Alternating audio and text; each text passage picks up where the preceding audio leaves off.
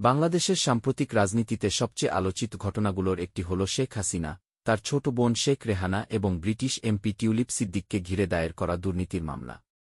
দীর্ঘ আইনি প্রক্রিয়া, তদন্ত এবং আন্তর্জাতিক আলোচনার পর অবশেষে এই মামলার রায় ঘোষণার তারিখ ঠিক হয়েছে ১ ডিসেম্বর, যা নিয়ে দেশবিদেশে উচ্চমাত্রার আগ্রহ তৈরি হয়েছে।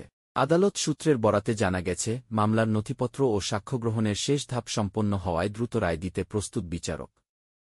রাজনৈতিক বিশ্লেষকদের মতে, এই রায় বাংলাদেশের রাজনৈতিক অঙ্গনে একটি বড় মোড় ঘুরিয়ে দিতে পারে। কারণ তিনজনই দেশের এক গুরুত্বপূর্ণ রাজনৈতিক পরিবারের সদস্য এবং তাদের বিরুদ্ধে আসা অভিযোগ দীর্ঘদিন ধরেই সমালোচিত হয়ে এসেছে। এদিকে রায় ঘোষণাকে ঘিরে রাজনৈতিক দলগুলোর ভেতরেও তৎপরতা বেড়েছে। সমর্থকরা আদালতের সিদ্ধান্ত নিয়ে বিভিন্ন মতামত প্রকাশ করছেন সামাজিক মাধ্যমে।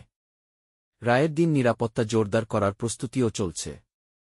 অনেকেই মনে করছেন, এটি শুধু একটি মামলার রায় নয়, বরং দেশের ভবিষ্যৎ রাজনৈতিক সমীকরণের একটি বড় পরীক্ষা। ১ ডিসেম্বর আদালত কি সিদ্ধান্ত দেয়, তা এখন জাতীয় আলোচনার কেন্দ্রবিন্দু।